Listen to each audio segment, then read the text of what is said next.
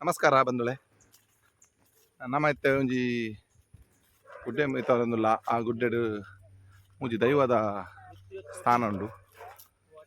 ಒಂದು ಬೊಮ್ಮರೊಟ್ಟು ಗ್ರಾಮದ ಒಂದು ಜಾಗ, ಒಂದು ಬೊಮ್ಮರೊಟ್ಟು ಗ್ರಾಮ ಸಂಬಂಧಪಟ್ಟಿನ ದೈವ.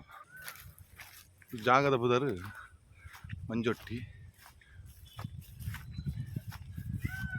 ದೈವದ ಕ್ಷೇತ್ರ ಉಂಡು. ವಿಶಾಲವಾದ ಜಾಗ,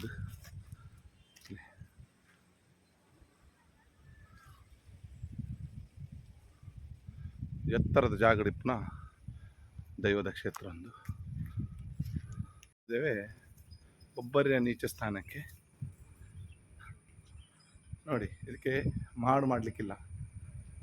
ಇಷ್ಟು ವಿಶೇಷ ನೋಡಿ, ಮಾಡಲಿಕ್ಕಿಲ್ಲ.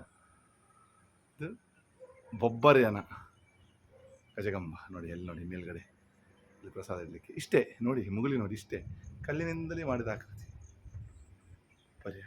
ಇದು ನೀಚ ದೇವರ ಕಲ್ಲು ನೋಡಿ, ಇದಕ್ಕೂ ಕೂಡ ಮಾಡಿಲ್ಲ ನೋಡಿ, ಎಷ್ಟು ಚೆನ್ನಾಗಿದೆ. ಇಲ್ಲಿ ಕಾಣುವುದು ಏನು ಕಾಣ್ತಾ ಇದೆಯೋ ಕಲ್ಲು, ಅದು ಪಿಲ್ಚಂಡಿ ಸ್ಥಾನ ನೋಡಿ. ಇಲ್ಲಿ ನೋಡಿ, ಇಲ್ಲಿ ವಿಶೇಷ ನೋಡಿ, ಬೊಬ್ಬರ್ಯ ರಾಜನ್ ದೈವ ಇಲ್ಲಿ. ಮತ್ತು ನೀಚ ಏನಿದೆ ಅದು ಅದರ ಬಲಗೈ ಬಂಟ. ಆ್ಯಕ್ಚುಲಿ ಇದು ಪಿಲ್ಚಂಡಿ. ಒಮ್ಮೆ ಬೊಮ್ಮರೊಟ್ಟು ಗ್ರಾಮಸ್ಥರು, ಈ ಕೊಂಡಾಡಿ ಪರಿಸರದವರು ಬಂದು ಇಲ್ಲಿ ಕೋಲ ಮಾಡ್ತಾರೆ. ಕೋಲ ಆಗುತ್ತೆ, ಕೋಲದ ಸೇವೆ ಬೊಬ್ಬರೆ ನೀಚನಿಗೆ ಶುರುವಿಗೆ ಆಗ್ತದೆ, ಆಮೇಲೆ ಪಿಲ್ಚಂಡಿಗೆ ಆಗುತ್ತೆ. ಇಲ್ಲಿ ವಿಶೇಷ ಏನಂದರೆ, ಇಲ್ಲಿಂದ ಗಡುಗೆ 2 ಗಡುಗೆ ಹೋಗ್ಲಿಕ್ಕಿದೆ. ಒಂದು ಆ ದಿಕ್ಕಿಗೆ ಹೋಗ್ತಾರೆ ಗುಡ್ಡೆಂಗಡಿಯವರಿಗೆ, ಒಂದು ಈ ಕಡೆ ದಿಕ್ಕಿಗೆ ಹೋಗ್ತಾರೆ. ಅಲ್ಲಿ ರಾಮ ಮಂದಿರ ಇದೆ, ಭಜನಾ ಕಟ್ಟೆ, ಅಲ್ಲಿವರೆಗೆ ಹೋಗ್ತಾರೆ. 2 ಕಡೆಗೆ ಹೋಗ್ತಾರೆ. ಗಡುಗೆ ಹೋಗ್ತಾರೆ. ಬಹಳ ಸುಂದರವಾದ ಒಂದು ಕೋಲ. ವರ್ಷಕ್ಕೊಮ್ಮೆ ಪರಿಸರ ನೋಡಿ, ಬೆಟ್ಟದ ಮೇಲೆ ಇದೆ ಇದು ನೋಡಿ, ಹೇಗಿದೆ ನೋಡಿ, ಎಷ್ಟು ಚಂದ ಇದೆ.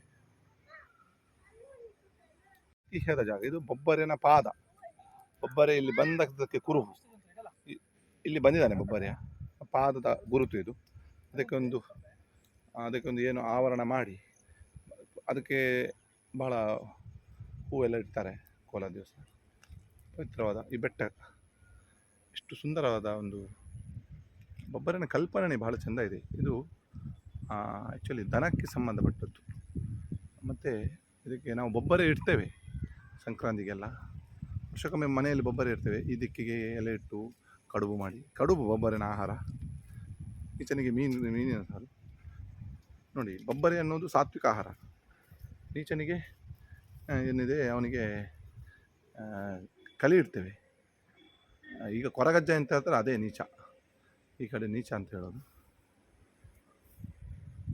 ಪ್ರಕೃತಿ ಆರಾಧನೆ ಒಟ್ಟಿನಲ್ಲಿ ಒಂದು ಒಳ್ಳೆಯ ಪ್ರಕೃತಿಯ ಮಡಿನಲ್ಲಿ ಆ ಪ್ರಕೃತಿ ಆರಾಧನೆ ನಡೀತದೆ.